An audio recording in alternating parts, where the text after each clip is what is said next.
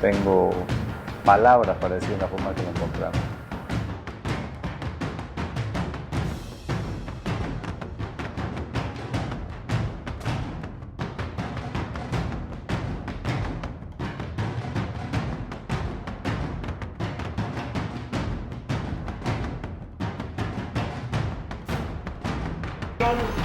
De varios parlamentarios por más de 50 días y que encontraron su conclusión en la elaboración de las recomendaciones finales deben ser...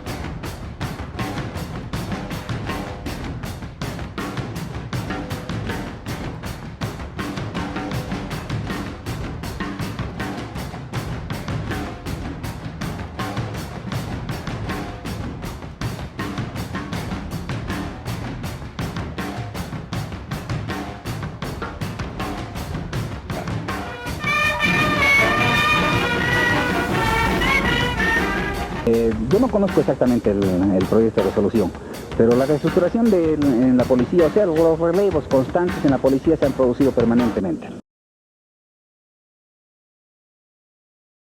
Huanchaca es una palabra la cual los bolivianos recordamos con cierto miedo, con cierto terror, dado que es sinónimo de crimen, de narcotráfico, de corrupción, de asesinatos. Huanchaca era el nombre que recibía la mega fábrica de cocaína en nuestro país. Y hoy, en este documental, explicaré el caso Huanchaca.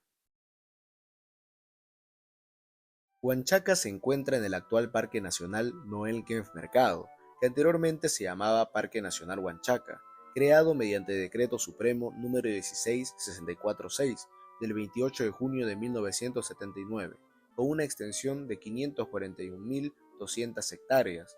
Posteriormente, con otros decretos supremos, no solo se cambió el nombre al actual, sino que también se aumentó su superficie hasta llegar a 1.523.446 hectáreas. Dicho parque nacional se encuentra en el oriente boliviano, cercano a la frontera con el Brasil. Se encuentra en el departamento de Santa Cruz, en la provincia de Velasco, al menos la mayor parte, una pequeña parte en el municipio de Baures, en el sureste del departamento del Beni. Un clima tropical y húmedo en el cual existen diversas ecorregiones, bosques secos, inundados y húmedos, sabanas y humedales, donde se encuentra diversa flora y fauna. Pero en la historia de Bolivia, este lugar no solo es un simple parque, sino que tiene un trasfondo mucho más profundo e incluso triste. Pero ¿cuál es la oscura razón por la cual Huanchaca terminó haciéndose conocida? ¿Y por qué ese parque nacional se llama Noel Kempff Mercado? Lo veremos a continuación. Bolivia y el narcotráfico tienen una relación de alta data. Sin ir muy lejos, ya en los años 50, en plena Revolución Nacional de Paz y Tensoro, cuando Claudio San Román, uno de los altos jerarcas del gobierno de Menerrista, era señalado por la Interpol como un cabecilla del tráfico de narcóticos en Sudamérica. Pero cuando hablamos de Huanchaca, no podemos evitar un nombre, Noel Kempff Mercado, el hombre cuya expedición y muerte destapó todo este narcoescándalo político. Pero ¿quién era Noel Kempff Mercado? El profesor Noel Kempff Mercado nació en Santa Cruz de la Sierra el 27 de febrero de 1924. Desde su niñez manifestó grandes dotes de observación y gran curiosidad por la naturaleza. Con el tiempo se convirtió en un gran investigador. Cursó los estudios de ciencias económicas en la Universidad Gabriel René Moreno y luego como técnico apicultor en la Universidad de Sao Paulo. Sus primeras publicaciones fueron de índole geológica, en concreto sobre los yacimientos de mica en el cantón de San Pedro dentro de la provincia Ñuflo de Chávez y sobre las características geológicas del cantón de Santa Ana en la provincia de Velasco. Durante más de 20 años, su pasión fueron las abejas, la apicultura y la producción de miel, teniendo más de una treintena de publicaciones en revistas tanto nacionales como internacionales, llegando incluso a investigar a las peligrosas abejas africanas. Otra de sus pasiones fueron los reptiles, especialmente las serpientes venenosas. Al respecto tiene un libro llamado Ofidios en Bolivia, comenzando a destacar en el ámbito científico nacional. Además promovió la carrera de biología en Bolivia, también llegando a ser miembro del comité de la Casa de la Cultura Raúl Otero Reich, en la cual llegó a ser director. Noel Kempff se dedicó a todo tipo de actividades como biólogo autodidacta, catalogación de especies, de sonidos, de flora, de fauna, logrando así fundar el año 1979 el Parque Zoológico de Santa Cruz, logrando también la arborización del parque urbano, siendo un destacado ciudadano de Santa Cruz de la Sierra. siendo no solo creador, sino también director del Zoológico Municipal de Fauna Sudamericana de Santa Cruz de la Sierra. Además, fue gestor y promotor de la creación de los parques nacionales Samboró y Caparrós. En mérito a su carrera como biólogo y naturalista, recibió diversas condecoraciones del Senado Nacional, socio de honor, doctor honoris causa de la Universidad Gabriel René Moreno, miembro de número de la Academia Nacional de Ciencias de Bolivia, el Cóndor de los Andes o la Personalidad del Año en Santa Cruz. Además fue presidente de la Asociación Apícola Boliviana, mientras ejercía como catedrático de la Escuela de Agronomía de la Universidad Gabriel René Moreno. A su vez, a lo largo de su vida, fue representante oficial boliviano en numerosos congresos y reuniones internacionales sobre ecología y conservación de la naturaleza. Fue proyectista y director del Jardín Botánico Municipal de Santa Cruz de la Sierra, donde se podía observar las mayores rarezas, la mayor elegancia, la mayor belleza de la flora boliviana. Fueron años de arduo trabajo y gestión, además de preparación y recolección. El profesor Kempf había advertido que la ubicación no era la idónea, dado que el jardín botánico se podría haber amenazado por los desbordes del río Piraí. Pidió en la obra la desviación del cauce del río. Sin embargo, nunca se realizó, y pasó lo que tanto temía. Un terrible desbordamiento arrasó con el célebre jardín botánico, acabando a su vez con vidas humanas a su paso. Fue un duro golpe para el profesor Kempf.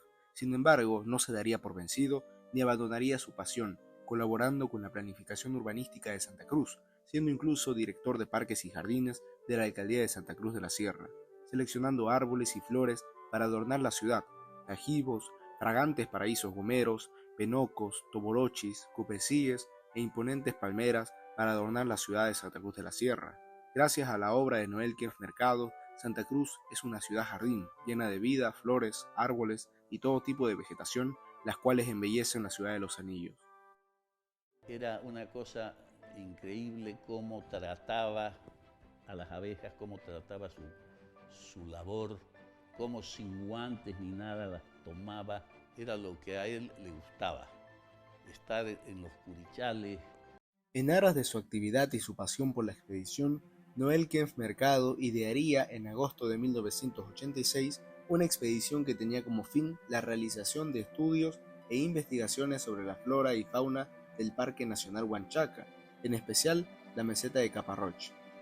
Además del profesor Kempf, estaba compuesta por los españoles Vicente Castelló, María Cortillo y Juan Enrique García. Estos estaban realizando estudios para sus tesis doctorales. Además, desde la Estación Biológica de Sevilla se encontraba el doctor Carlos Ibáñez, especialista en murciélagos, el doctor Francisco Braza, experto en primates y grandes herbívoros, Manuel López y Ernesto García Márquez, especializados en la taxidermia, Iván Varela, quien era un biólogo, y el orbitólogo Vicente Uriós, todos estos españoles interesados en la flora y la fauna boliviana. Además de los españoles, se encontraban otros bolivianos, como Abel Castillo, un biólogo, el doctor Rubén Poma, director del programa Genecherú, y Willy Kenning, quienes se encargaban de la recopilación audiovisual de la misión expedicionaria, y el guía Franklin Parada.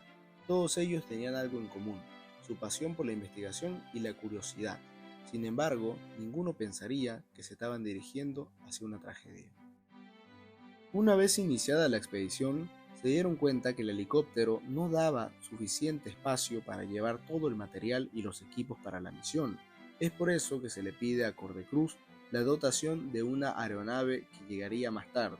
La expedición llega al aserradero Moira, el cual se encuentra a orillas del río Paraguá, donde instalaron su primer campamento. Según los testimonios, una vez instalado el campamento, aparecieron los primeros oficiales antinarcóticos, los cuales les pidieron aguardar hasta que expliquen detalladamente los motivos para su visita a la meseta de Caparrós. Sin embargo, luego los policías no volvieron a aparecer. Posterior a esto, la expedición se dirigió a un sitio conocido como Los Fierros, en la base de la meseta, donde elevaron su segundo campamento. Desde ese sitio se intentó acceder a la meseta, sin embargo fue prácticamente imposible. Así fue que decidieron acceder a la meseta a través de una avioneta, dado que en una expedición menor del pasado habían logrado divisar una pista de aterrizaje. Por radio, el profesor Noel Kempf le pidió a Cordecruz ayuda para conseguir finalmente una avioneta con el fin de acceder a la meseta. En este punto, Rubén Poma y Willy Kenning, por desperfectos en los equipos de grabación, tuvieron que retornar a Santa Cruz de la Sierra, de esta fortuita manera salvando sus vidas. Una vez Cordecruz le entrega la avioneta al Dr. Kempf, el 5 de septiembre de 1986, a las 10:30 de la mañana, la avioneta del Dr. Kempf aterriza en la meseta de Caparroch. Además del Dr. Kempf se encontraban el piloto Juan Cochamanidis, el guía Franklin Parada y el biólogo español Vicente Castelló. Una vez aterrizan, el piloto Cochamanidis y el guía Franklin Parada deciden bajarse del avión para explorar la zona, de esta manera encontrando un sendero el cual creían que pertenecía a un campamento pacífico. Sin embargo, la realidad era otra muy oscura y muy peligrosa. En realidad se estaban dirigiendo hacia su propia muerte. Tanto el profesor Kempf como Vicente Castelló se quedaron esperando en la aeronave, sorprendiéndose al ver regresar no solo a 2 hombres, sino a 4 hombres. El piloto y el guía retornaron con otras 2 personas que hablaban portugués y portaban metralletas. Además, estaban sumamente nerviosos. Los armados inspeccionaron la avioneta y al constatar que no había nadie, dispararon contra el guía Franklin Parada. Segundos después, Noel Kempf Mercado intentó responder a los armados cuando recibió una ráfaga que acabaría con la vida del ilustre cruceño.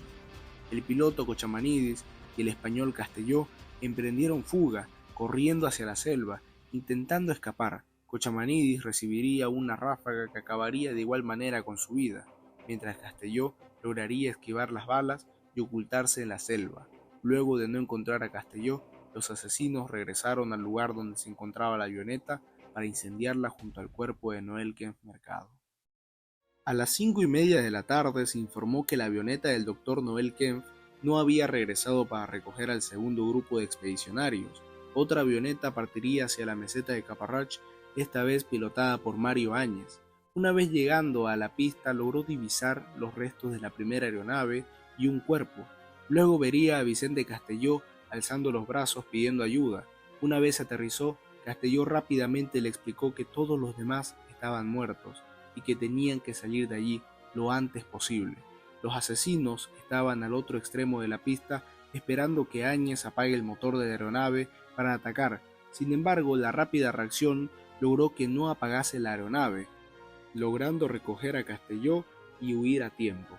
El capitán Mario Áñez informaría que solo había un sobreviviente, el español Vicente Castelló.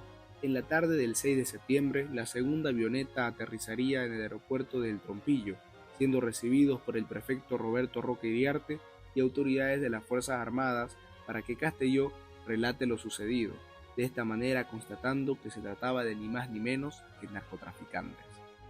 Al saberse la información, se organizó un operativo para intervenir Caparrach, según lo que relató el comandante de la 8ª División, el general Jorge Moreira. Sin embargo, extrañamente el operativo fue dejado sin efecto por una contraorden del Ministerio del Interior dirigido por Fernando Barthelemy. El ministerio ordenó al comando en jefe de las Fuerzas Armadas prohibir este operativo que estaba programado para la madrugada del domingo 7 de septiembre. El operativo fue cancelado a las 11 de la noche del sábado, bajo el pobre argumento que no cabía una intervención militar al tratarse de narcotráfico, y que esta operación sería delegada a los efectivos policiales de Umopar acompañados de personal norteamericano de la DEA, quienes supuestamente realizarían el operativo. Dicho operativo nunca sería realizado. Ciertamente sospechoso, el general al mando, Jorge Rodríguez, luego negaría haber dado la contraorden que fue obedecida por el comandante de la 8ª División, Jorge Moreira, y por el comandante del regimiento de Warnes, el cual estaba acantonado en San Ignacio de Velasco, de esta manera evitando la intervención inmediata en Huanchaca. La orden de no intervenir Huanchaca de inmediato fue dada por el ministro del Interior del presidente Paje Tensoro, Fernando Barthelemy Martínez. Al tratarse de Noel Kempf Mercado, la indignación pública en Santa Cruz no se hizo esperar. El ex dirigente cívico Marcelo del Río, familiares del profesor Noel Kempf y el piloto Mario Áñez decidieron ir por su cuenta al lugar para rescatar el cuerpo del profesor. Sin embargo, grande fue su sorpresa al verse rodeados de efectivos de la Policía Nacional y Umopar, los cuales lo maltrataron y obligaron a volver.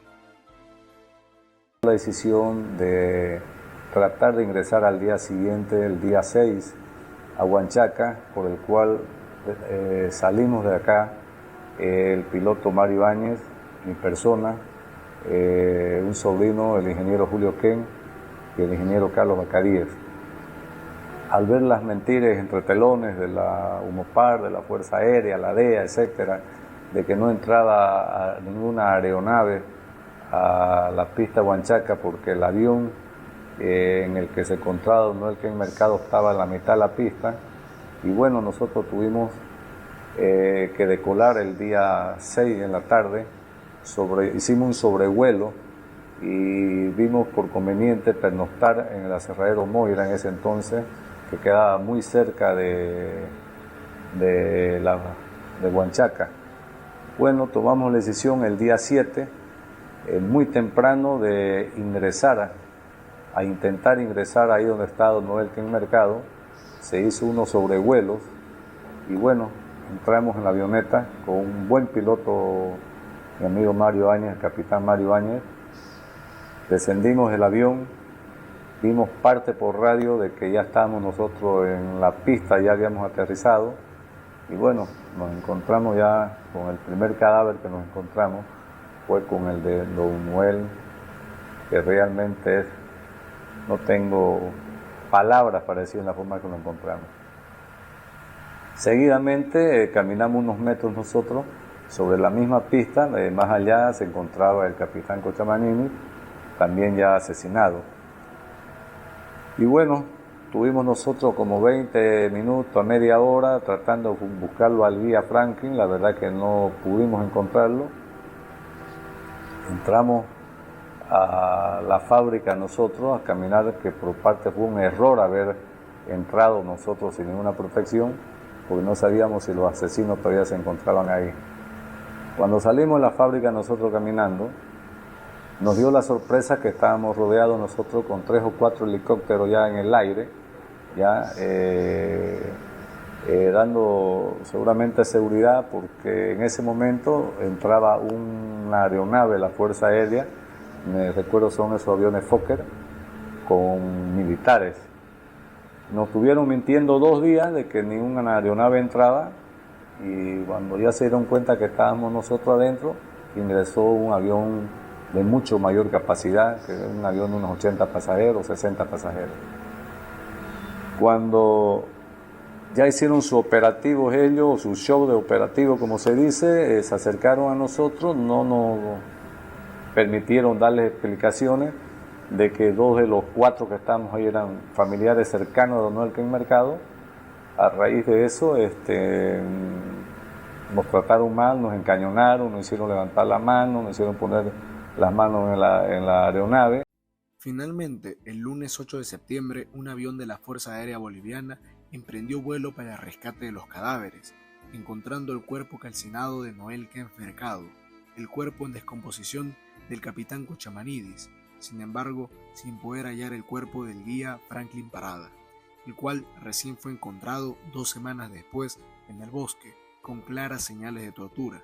2 horas más tarde, una vez tomada la pista, recién llegaron los efectivos antinarcóticos, personal norteamericano y agentes de la DEA.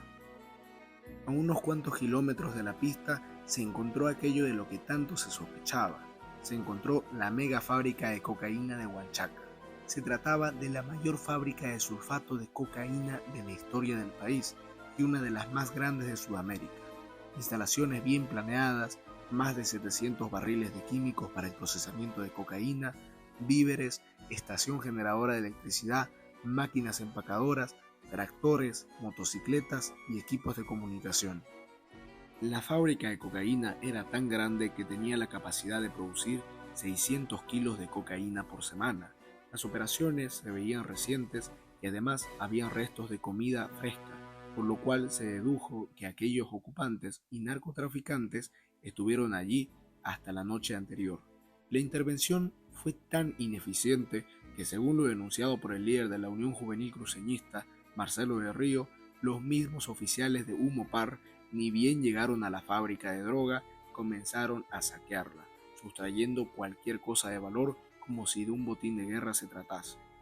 Finalmente se rescató el cuerpo del profesor Kempf y del piloto Cochamanidis para darles cristiana sepultura, A las 5 de la tarde, los restos del profesor Noel Quévez Mercado llegaron a Santa Cruz de la Sierra, mientras que el cuerpo de Cochamanidis fue llevado a San Ignacio, lugar donde había nacido. Nadie en Santa Cruz olvidará el día martes 9 de septiembre de 1986, el sepelio del profesor Quévez Mercado, el cual partió desde su domicilio en la calle Suárez de Figueroa, donde se realizaría una increíble misa de cuerpo presente, multitudinaria, la cual al ser finalizada se convirtió en una especie de protesta y clamor por justicia y por castigo a los culpables, mientras se honraba la memoria del ilustre cruceño.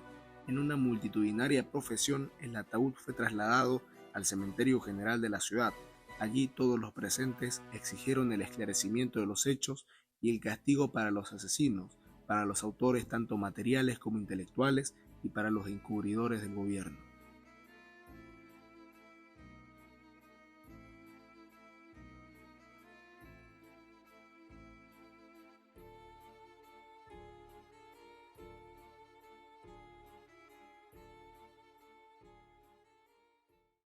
Para el 11 de septiembre se realizó una gran manifestación por justicia para el profesor.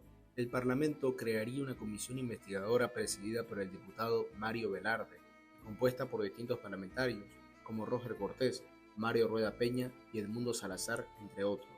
La primera cuestionante y lo que más susceptibilidades generó era por qué se tuvo que esperar 3 días para intervenir lo que desde un primer momento claramente era una mega fábrica de droga, dando justamente el tiempo suficiente para que los narcotraficantes puedan emprender fuga, dejando sus equipos semi-desmantelados y su comida fresca. Todo empeoró cuando se supo que tanto la DEA como la Policía Nacional Antinarcóticos ya conocían de antemano la existencia de la fábrica de droga. En la comisión, el funcionario antinarcóticos Ricardo Armaza Garrido declaró que tanto la DEA como la Policía Antinarcóticos ya conocían de la existencia de Huanchaca 7 meses antes del crimen. Además, comunarios de la zona denunciaban a periódicos que el ministro del Interior Bartolomé Martínez tendría una hacienda de 15.000 cabezas de ganado, pista de aterrizaje, equipos de comunicación modernos y un grupo considerable de gente armada para aterrorizar a cualquiera que se atreva a acercarse a dicha propiedad, que estaba a tan solo 30 kilómetros de Huanchaca. Esta adjudicación habría tenido como intermediario al medio hermano del ministro, es decir, Osman Baca Martínez, quien a su vez era guardaespaldas de Roby Suárez, el hijo del conocido rey de la cocaína Roberto Suárez, quien según esta versión le habría dado a Bartolomé esta propiedad como regalo a cambio de la protección de su negocio. Ya el 19 de agosto de 1986, antes de los asesinatos, funcionarios de Humopar encabezados por el coronel Germán Linares Iturralde y Jimmy Bradley de la DEA intentaron aterrizar en la misma pista de aterrizaje, señalando que no lo lograron por lo estrecha que era. Estas declaraciones se ponen en duda, dado que posteriormente otros pilotos con aeronaves más grandes lograron aterrizar. El previo conocimiento de la DEA y los antinarcóticos fue confirmada por declaraciones del mismo coronel Germán Linares y la del general Julio Vargas Soto, comandante de la Policía Nacional. Además, a través de la embajada estadounidense, se hizo llegar al gobierno boliviano una información proporcionada por el agente de la DEA, Jesús Gutiérrez, un mexicano que había sido nacionalizado como estadounidense, quien señaló que en aviones de la DEA se intentó aterrizar en 2 ocasiones en Huanchaca, información que fue ocultada al gobierno boliviano. De esta manera, estalló el escándalo a nivel nacional. Político de la oposición de izquierda del Parlamento lo que quiere es buscar una forma de desestabilizar el gobierno, y es por eso que en su resolución plantea el alejamiento de 3 ministros de Estado. El caso de expulsión de la DEA. ¿Cómo? El caso del planteamiento sobre la expulsión de los agentes de la DEA de Bolivia. No, está planteado precisamente por este grupo, y también me parece que está planteado en lo que concierne a la proposición, al proyecto de resolución de ADN. Una vez que se plantee esto, ya la Cancillería verá lo que corresponde. Señor ministro, en esa misma posición está Acción Democrática Nacionalista cuando sí, sostiene una desestructuración de arriba hacia abajo de todos los organismos de gobierno. Yo no conozco exactamente el proyecto de resolución, pero la reestructuración en la policía, o sea, los relevos constantes en la policía se han producido permanentemente, porque sabemos perfectamente que cuando se deja mucho tiempo a un funcionario en relación y en contacto con el narcotráfico, lo estamos exponiendo a ese funcionario a que pueda verse tentado por el enorme poder que maneja el narcotráfico. Y esto ha sido una norma constante de este gobierno, ha estado relevando permanentemente a los funcionarios relacionados con la lucha antinarcóticos. El Honorable Congreso Nacional resuelve, artículo único, censurar al señor Ministro de Defensa por negligencia e inobservancia del ordenamiento jurídico nacional, por inobservancia de la Constitución Política del Estado en cuanto a las funciones fundamentales de las Fuerzas Armadas, artículo 208 de la Constitución Política del Estado, por incumplimiento de deberes, artículo 154 del Código Penal Boliviano, y delegación de facultades al permitir la presencia en territorio nacional de tropas militares extranjeras y de una agencia de inteligencia igualmente extranjera, la DEA, que despliegan sus actividades con plena autonomía de decisión en relación con los mandos militares nacionales. El honorable Kiefer dará lectura al informe.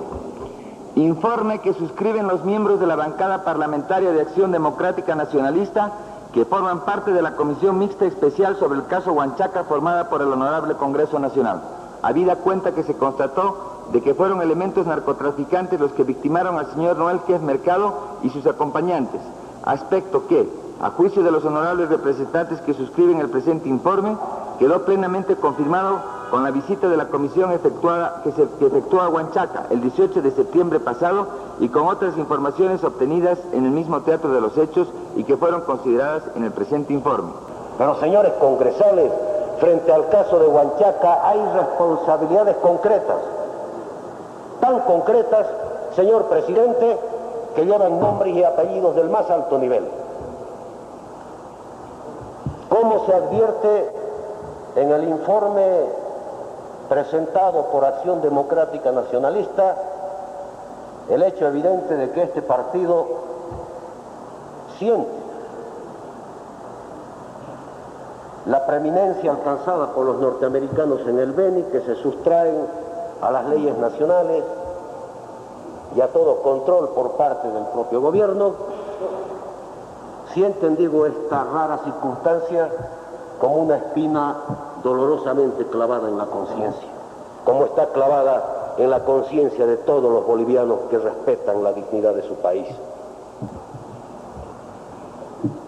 Es que yo me pregunto, ¿acaso no es política la naturaleza de los hechos establecidos a través de líneas colaterales de investigación abiertas por el caso concreto de Huanchaca? ¿Cuál otra caracterización se puede dar al hecho de que lleguen aquí irregularmente tropas extranjeras, se instalen en un lugar del territorio nacional, se erijan en un mando propio que solamente obedece a su base de Panamá y someta a la policía boliviana como institución no solamente a relaciones de subordinación, sino a una compartimentación vejatoria estricta en la cual se encuentra, señores, la raíz de Huanchaca, porque todos estos hechos condicionan lo que pasó en Huanchaca y condicionan también finalmente la inmolación trágica del notable científico cruceño Noel Quez Mercado. Es decir, señor presidente, no se puede juzgar los actos de la policía boliviana sin juzgar los actos del ministro del cual depende la policía boliviana. Sería un acto de irresponsabilidad y por no calificar otra cosa, señor presidente, pretender juzgar al comandante de la policía y a los demás subalternos y no juzgar los actos del ministro del cual depende la policía boliviana. Constitucionalmente y de acuerdo con la propia ley de la policía boliviana que ha sido aprobada por este Congreso Nacional. El 12 de septiembre, el presidente del Comité Cívico Pro Santa Cruz, el doctor Carlos Dadduc Arrién, informó al presidente de la República, Víctor Paz Estenssoro, sobre unas declaraciones del coronel Ariel Coca, las cuales fueron grabadas. En esta declaración jurada, el coronel Ariel Coca aseguró que el gobierno dotó de 50.000 hectáreas en la zona de Huanchaca por resolución suprema número 178182 en la fecha del 18 de marzo de 1975, firmada por el presidente Hugo Banzer Suárez y a su vez refrendada por el coronel Alberto Natusch Busch. Mediante esta resolución, los beneficiados fueron los siguientes: General Óscar Adriazo Labalda, Coronel Ariel Coca, Coronel Óscar Villa Urioste, Coronel Guido Arrién, Mayor Hugo Valderrama, Capitán Néstor Lora, Dr. Juan Rivera y José Aníbal Justiniano. Además, Ariel Coca especificó que para el año 1979 dichas tierras fueron revertidas al Estado boliviano mediante decreto supremo con el fin de crear el famoso Parque Nacional Huanchaca. Además, detalló que en el año 1985, un año antes de la tragedia, en un estudio de prospección minera, ya en aquella época se encontró una pista de aterrizaje casi sin usar y una avioneta destrozada de la cual nunca se supo su dueño. Es decir, el profesor Kempf Mercado y sus acompañantes no fueron las primeras víctimas de Huanchaca. Además, Coca anteriormente había recibido denuncias de pobladores de la zona señalando la intensa e irregular actividad aérea en la zona. Coca informó esto al jefe de policía, el coronel Alfredo Camacho. Luego recibiría la visita de Camacho, acompañado por el coronel Honorio Martínez, director de narcóticos, a quien se le proporcionó inclusive mapas con el fin de tener mayor información.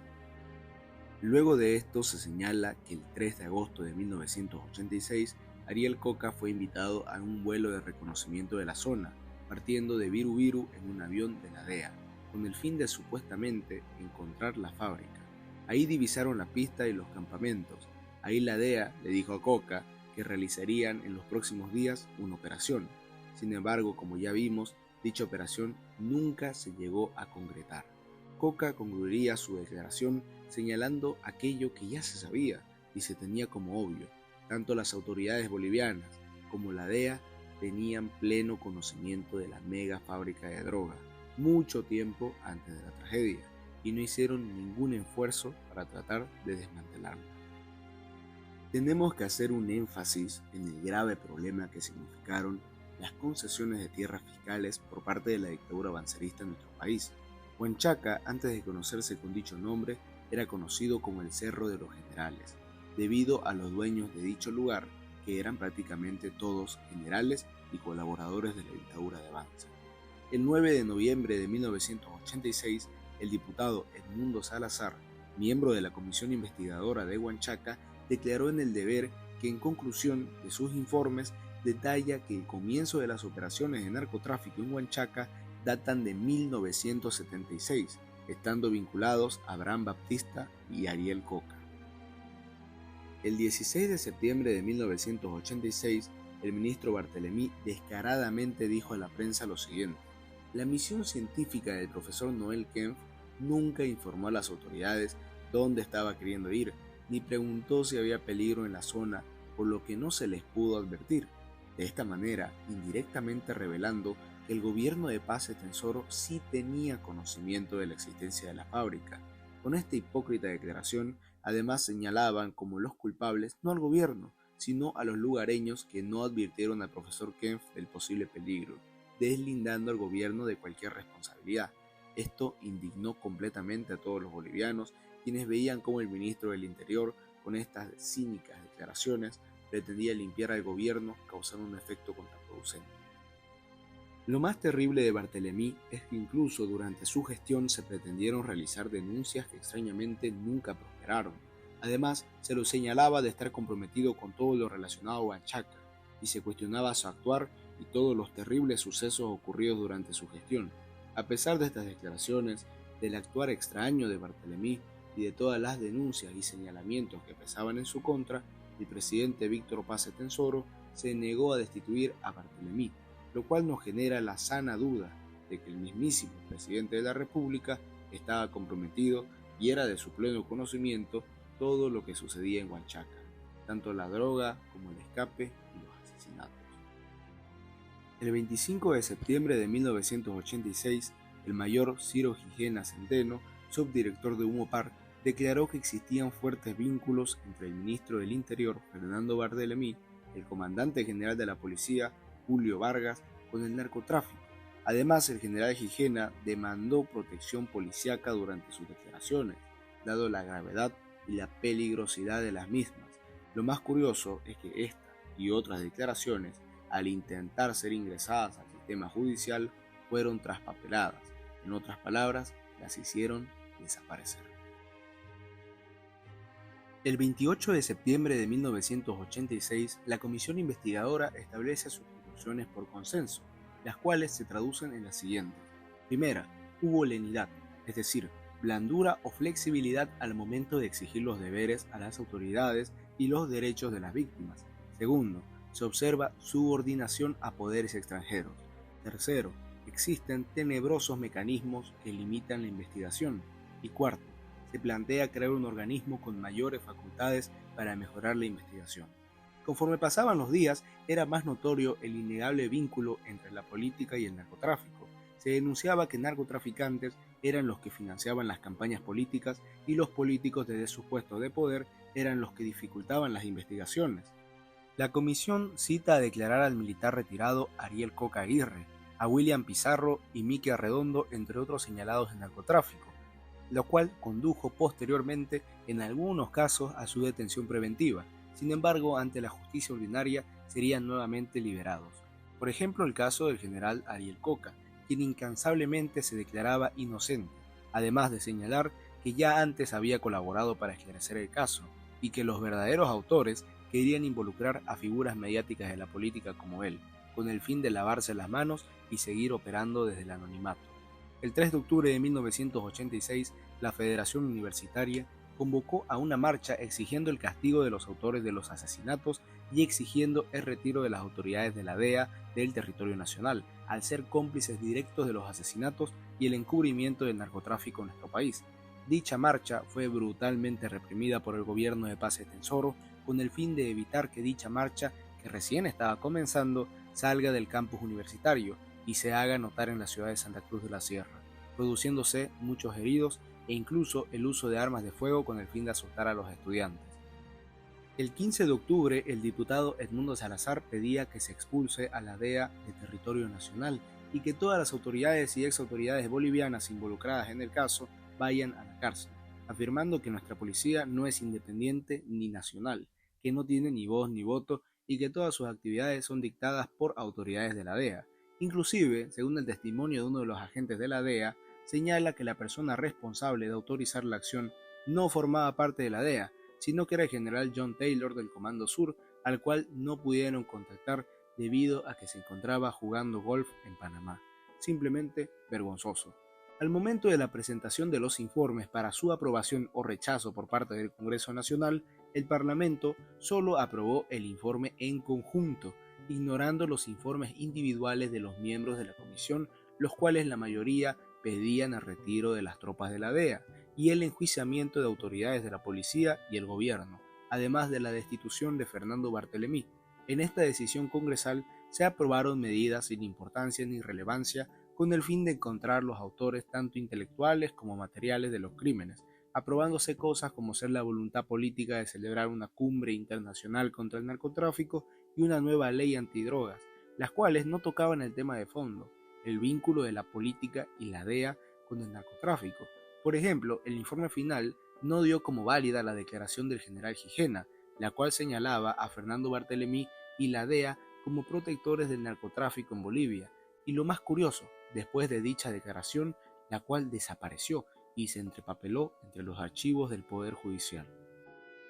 Esta curiosa situación fue denunciada por el diputado Edmundo Salazar el 10 de noviembre de 1986, el mismo día de su asesinato. A las 10 de la mañana de dicho día, el diputado Salazar hizo entrega de su informe personal del caso, el cual señalaba con nombres y apellidos a los responsables, además de las instituciones y partidos que amparaban a estos. Hizo entrega de este informe al rector de la Universidad Gabriel René Moreno, Jorge Justiniano Talavera, con el fin de posteriormente ser publicado para la opinión pública. Salazar señalaba que el informe final de Huanchaca, aprobado por el Congreso, no era solo inútil, sino una vergüenza nacional. Que reflejan la investigación de varios parlamentarios por más de 50 días y que encontraron su conclusión en la elaboración de las recomendaciones finales deben permanecer como documentos centrales en la universidad, para que lo conozca no solamente la universidad, sino el pueblo cruceño. Y además también haré entrega de un documento firmado por mi persona como diputado cruceño y miembro de la comisión, en la cual hago una evaluación de lo que he llamado la noche más triste de la historia del país, en la cual se aprobó un informe que no expresa de ninguna manera a ninguno de los tres informes presentados en el Congreso Nacional. Creo que por la importancia y la trascendencia del acto ya no hacen falta más palabras. En ese sentido, señor rector, a nombre mío y expresando un poco el sentimiento de la bancada, de las bancadas de oposición, quiero entregarle el informe de ADN, el informe del MNR, el informe de los partidos de oposición y una carta donde están evaluadas las conclusiones de la última noche del Congreso Nacional. Muchas gracias. Para todo el pueblo cruceño. Muchas gracias.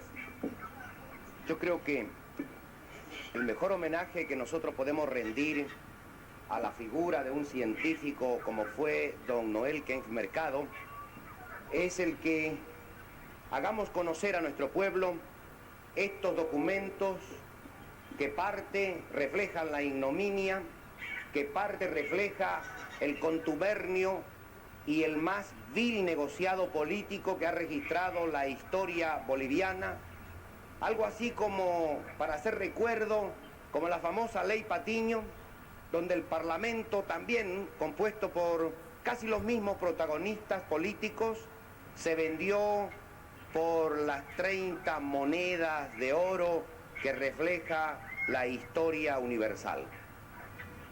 Hoy, la transacción política más vil ha hecho que se pisotee el derecho, se haga escarnio de la justicia y, lo que es más, se dé luz verde al narcotráfico, puesto que frente a la impunidad los delitos en este país no son castigados.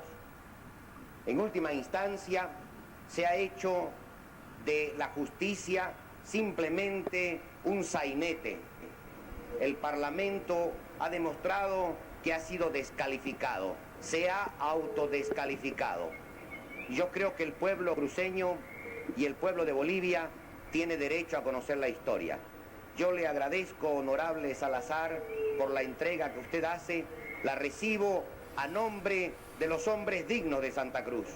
Y yo lamento que esta actitud de dignidad de la Universidad Gabriel René Moreno no hubiese sido secundada y que el silencio nos transforma en cómplice. La universidad históricamente demuestra que está a la vanguardia de lo que significa el reclamo justo, la justicia y fundamentalmente el derecho de hacer prevalecer la ley y la justicia. En este sentido, señor honorable diputado Salazar, yo formulo una promesa de que estos documentos, que lo vamos a llamar los documentos de la ignominia, los vamos a publicar y los vamos a distribuir gratuitamente para que quede constancia y nuestro pueblo sepa cuál ha sido el manejo de este vil negociado político que ha hecho escarnio de la ley y la justicia. Muchas gracias, diputado.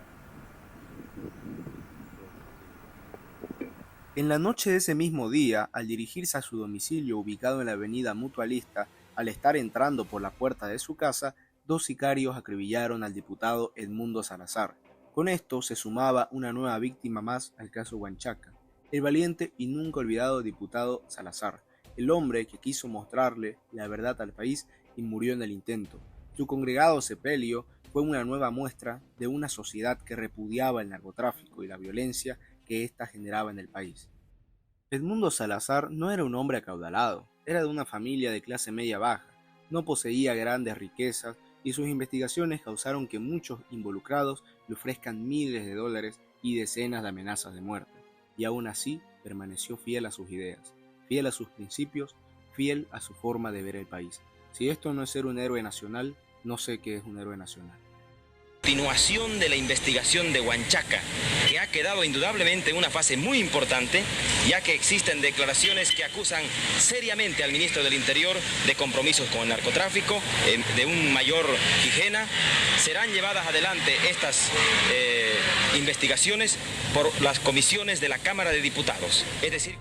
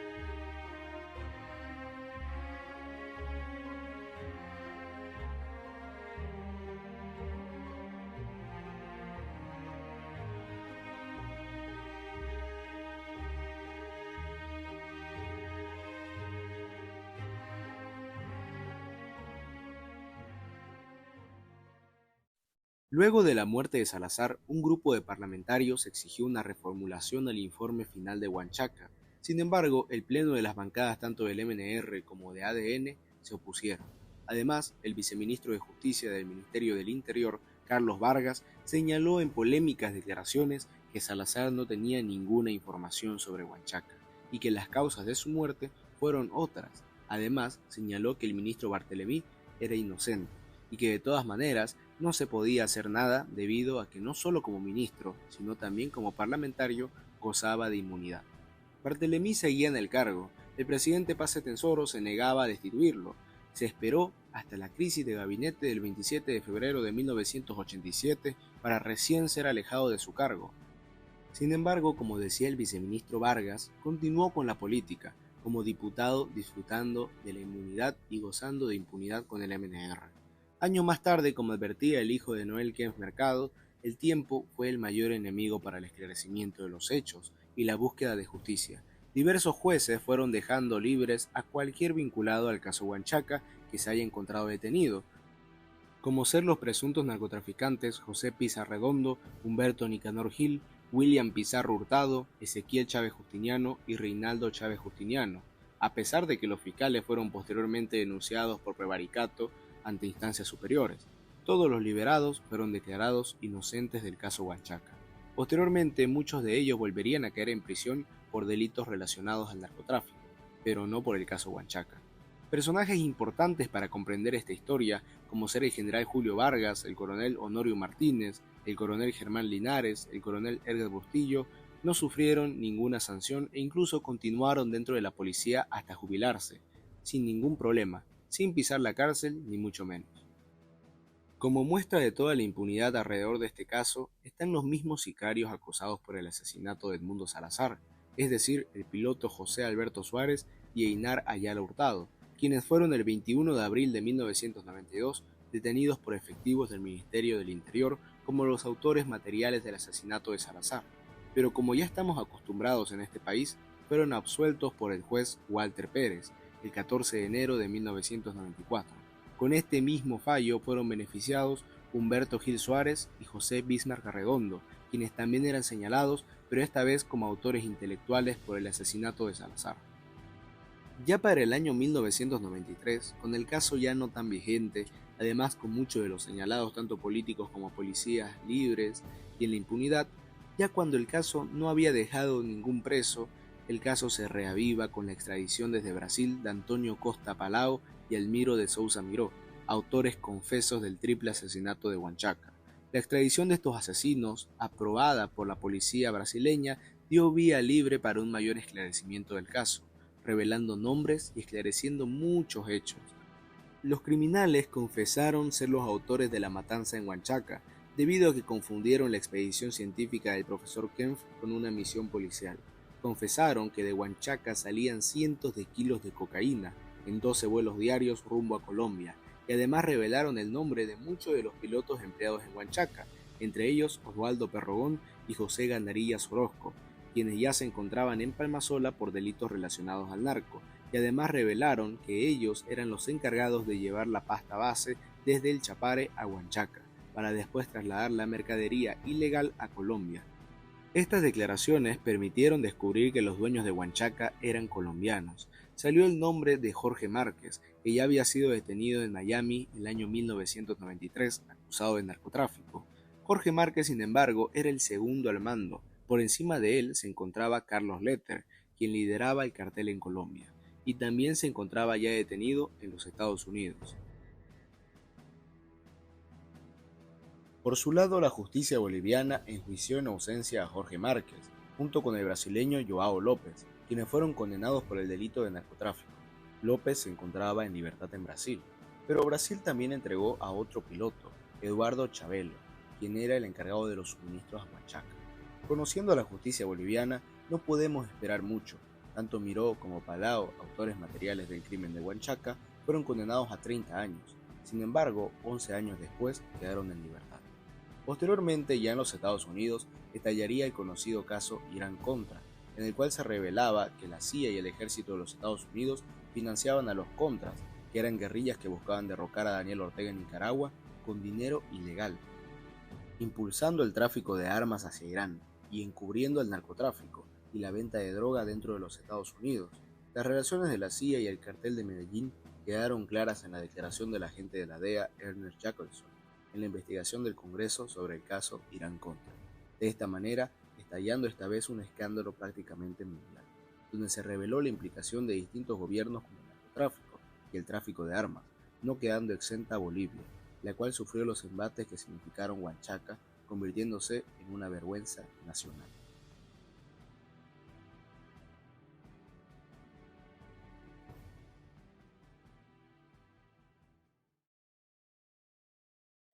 Tras muchos años, a pesar de las sombras y el poco esclarecimiento de muchos hechos, podemos en este documental detallar las conclusiones a las que se llegaron por este caso. Tanto los miembros de la Comisión Investigadora del Congreso, como abogados y periodistas independientes, llegaron a coincidir en ciertas conclusiones que voy a señalar a continuación. Sobre los propietarios de Huanchaca. Joao López, domiciliado en Cuiabá, estado Mato Grosso, Brasil, es uno de los propietarios de la fábrica, propietario de haciendas y de la empresa taxi aéreo Huara Taxi Aéreo. A fines de 1991 fue detenido junto al colombiano Eduardo González Salazar, conectado al cartel de Medellín, transportando 646 kilos de clorhidrato de cocaína con destino a los Estados Unidos y Europa. Él fue quien nombró a Elmiro de Souza como encargado de la seguridad de la fábrica de Huanchaca. Jorge Márquez, colombiano, copropietario de la fábrica, era el representante del cartel de Medellín y controlaba sus negocios en Panamá hasta 1988. Víctor Hugo Áñez, alias Taporó, cruceño, señalado por el piloto David Trompillo como contratante de pilotos para que vuelen hacia Huanchaca, trasladando víveres y otras provisiones. Miguel Mucárcel, boliviano oriundo de Santa Cruz, copropietario de la fábrica de Huanchaca, viajaba permanentemente en un helicóptero de su propiedad. Además, su suegra mantenía relaciones concubinarias con el oficial de la policía Juan Pepla González, director del Servicio de Inteligencia del Ministerio del Interior en Santa Cruz el año 1986. William Pizarro, cruceño, conocido con el alias de Pato, socio de la fábrica de Huanchaca, directamente estaba relacionado con Jorge Márquez y con los jefes del cartel de Medellín. Realizó muchos viajes a Colombia para exigir dinero que le debían los miembros del cartel de Medellín, donde fue asesinado por ráfagas de metralletas. Su cadáver fue trasladado a Santa Cruz. Además, no solo tenemos que hablar de los propietarios, sino también de aquellas cabezas medias que hacían que Huanchaca funcione, como ser proveedores de sulfato, precursores, pilotos y financistas. Comencemos por la red de apoyo logístico y lavado de dinero, en el cual dentro de los archivos periodísticos y judiciales se encuentran los nombres de Humberto Gil Suárez, José Rodolfo Montenegro, Lorgio Núñez, Lucho Robles, Piquín Perrogón y Luis Salomón, quienes eran proveedores de pasta base, la cual muchas veces procesaban en sus propios laboratorios alrededor de Huanchaca. Además, los pilotos David Pereira, Juan Selman Cuellar, Juan Carlos Ojopi, Juan Clovis Quiroga Dora y Gerald Tabet eran piezas claves para este negocio y la mega fábrica dado que eran los responsables del transporte aéreo no solo de la droga, sino también de insumos, alimentos y repuestos mecánicos que se requerían en la fábrica. Además, según las diligencias de la Policía Judicial, tanto Edmundo Áñez como Jorge Roca Suárez, alias Techo de Paja, eran aquellos que aportaban capital y se encargaban del lavado de dinero. El traslado de precursores estaba a cargo de Gerson Palermo, José Ricardo Borges, Claudio Manardi. Además, Adonai Sosa era el encargado de contratar a los peones en San Ignacio. Recordemos que esta región de la Chiquitanía era muy desatendida por los gobiernos, y esto generaba una gran desocupación en la región. No sorprende que muchos jóvenes, atraídos por la promesa de $100 semanales, hayan aceptado estar involucrados en Huanchaca. El sulfato base era trasladado desde el Chapare, existiendo algunas pistas intermedias antes de llegar a Huanchaca. Se presume que una pista intermedia se encontraba en Piso Firme, en la hacienda de San Martín. Además, información recogida por la comisión, dada por informantes en Buenos Aires, detalla que Miguel Mucárcel y Juan Pepla González eran los encargados de recolectar el dinero que sería entregado a las autoridades bolivianas a cambio de la protección del gobierno.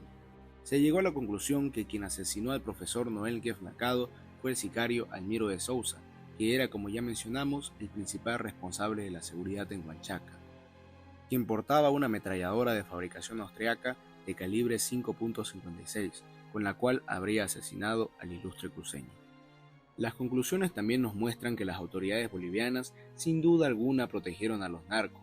Altas autoridades del Ministerio del Interior y la Policía Nacional actuaron con lenidad, con el fin de dar tiempo a los narcotraficantes para escapar y destruir todo. Concretamente el ministro Fernando Barthelemy Martínez, el general Julio Vargas Soto y el coronel Javier Quinteros. Además que existía una total sumisión y obediencia de la Policía Nacional y los agentes antinarcóticos bolivianos frente a la DEA, la cual era la institución que decidía cómo se tenía que proceder en territorio nacional, y que además tenía pleno conocimiento previo de la existencia de Huanchaca, teniendo la posibilidad de haber evitado el derramamiento de sangre. Cerca de Huanchaca existían otros laboratorios de menor tamaño, que según los informantes fueron los precursores de lo que sería la mega fábrica de Huanchaca.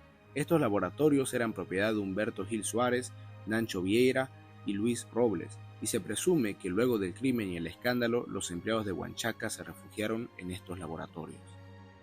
El periodista Nathaniel Álvarez reveló que en una conversación pocos días antes del asesinato de Edmundo Salazar, Salazar le confesó que recibía amenazas y el gobierno estaba nervioso por algo particular, la publicación de la declaración de Ciro Gigena Centeno, la cual señalaba la complicidad del gobierno y la policía con el narcotráfico y el dinero recolectado que era enviado del Chapare hasta el Ministerio del Interior, pero no se quedaba tan solo en el ministerio, sino que pasaba a Palacio Quemado, al despacho presidencial, inclusive nombrando y citando a la mismísima primera dama, y que por eso lo mataron.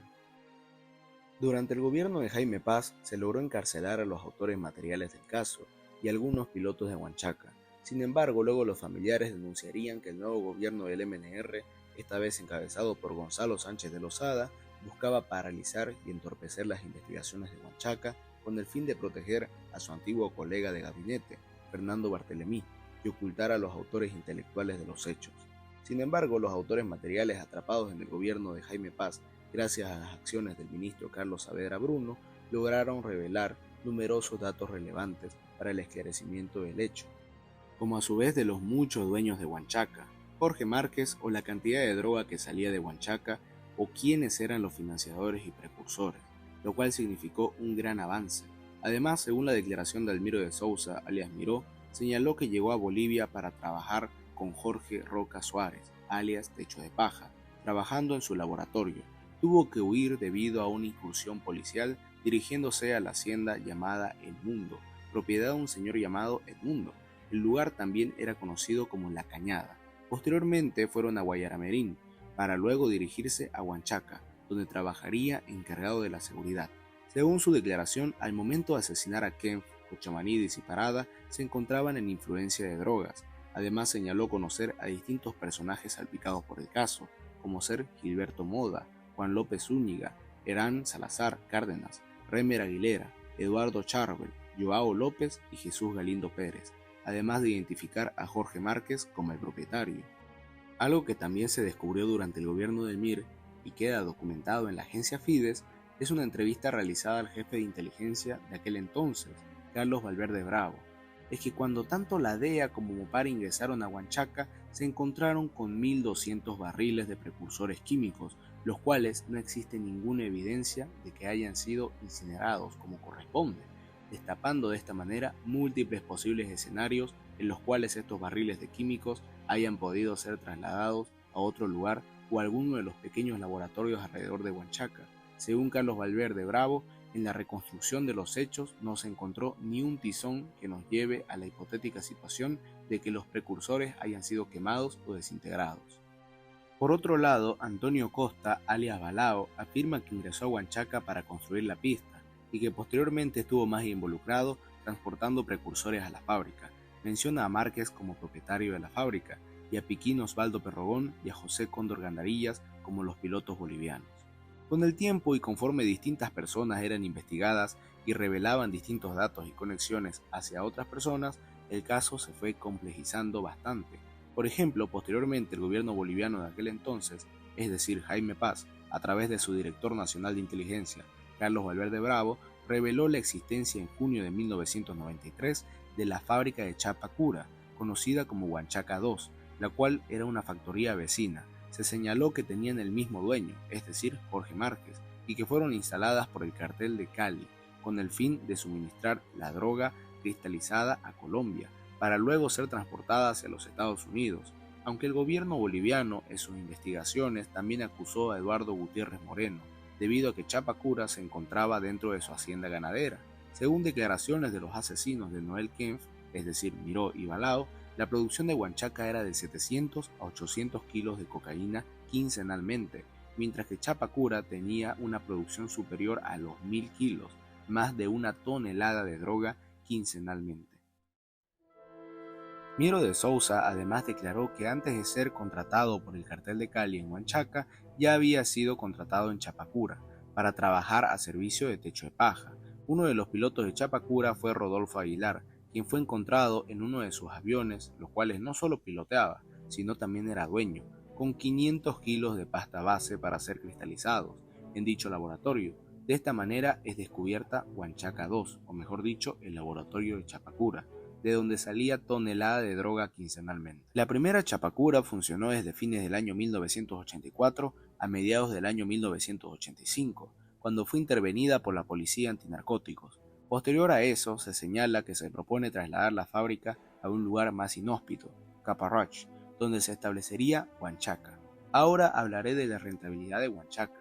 Se calcula que Huanchaca producía un promedio de 700 kilos cada 15 a 20 días. El kilo de cocaína rondaba el precio de los $3.000 americanos, por lo que podemos considerar un promedio de 2.100 kilogramos cada 60 días, lo que en dinero significaba $6.300.000. Si pasamos a un año de trabajo, estamos hablando de 8.400 kilogramos, que se traducen en $25.200.000 de rentabilidad mínima de la factoría. Por otro lado, había proveedores de precursores, acetona, éter y otros, como ser Claudio Mainardi, Eduardo Charbel y Nilton García de Cruz, y proveedores de gasolina, diésel, carne y otras necesidades del laboratorio, como ser el boliviano Francisco Renner. Existían 3 lugares de aprovisionamiento: la línea Cañada, liderada por Edmundo Callaú Orozco, en la hacienda Cañada en San Borja, con pilotos como Juan Carlos Torrico Suárez o Tito Guiteras. Por otro lado, la línea del Chapare, liderada por José Gandarillas Orozco, con pilotos como Orlando Tartara y el encargado de acopio y protección, Manuel Molina Subirana. Y finalmente la línea del Trompillo, liderada por Edmundo Gutiérrez Moreno y Eduardo Gutiérrez Moreno, el cual también era funcionario de la Dirección Departamental de Inteligencia del Ministerio del Interior, con pilotos como Osvaldo Piquín Perrogón y Mario Prada Echalar. Respecto a los propietarios, el informe final determina tanto a Jorge Márquez como a Jorge Roca Suárez como las cabecillas, es decir, las personas con autoridad en la megafábrica. Todo esto avalado por el informe final del caso Huanchaca, aprobado por el Congreso Nacional, y por numerosos testimonios de personas que lograron ser aprehendidas, las cuales identificaron quiénes fueron aquellos que los contrataron, de esta manera completando el esquema general. Sin embargo, lamentablemente, muchos de los indicados en el informe final huyeron al exterior, lograron la impunidad y nunca pagaron por los crímenes cometidos. Al finalizar el gobierno de Jaime Paz, el ministro Carlos Saavedra señaló que a modo de conclusión de su gestión se logró capturar a 3 importantes proveedores de Huanchaca: José Gandarillas Orozco, Osvaldo Perrogón Rivero y el ex oficial de la Fuerza Aérea Boliviana, Mario Prada Echalar. Sin embargo, le faltó arrestar a los señalados por el gobierno como narcotraficantes: Edmundo Callaú, Eduardo Lalo Gutiérrez Moreno, Manuel Molina Subirana y Tito Guiteras Ailón, relacionados con Huanchaca. Su captura sería tarea del próximo gobierno, es decir, el primer gobierno de Sánchez de Lozada, otro gobierno del MNR, el partido que estaba en el poder cuando estalló el caso Huanchaca.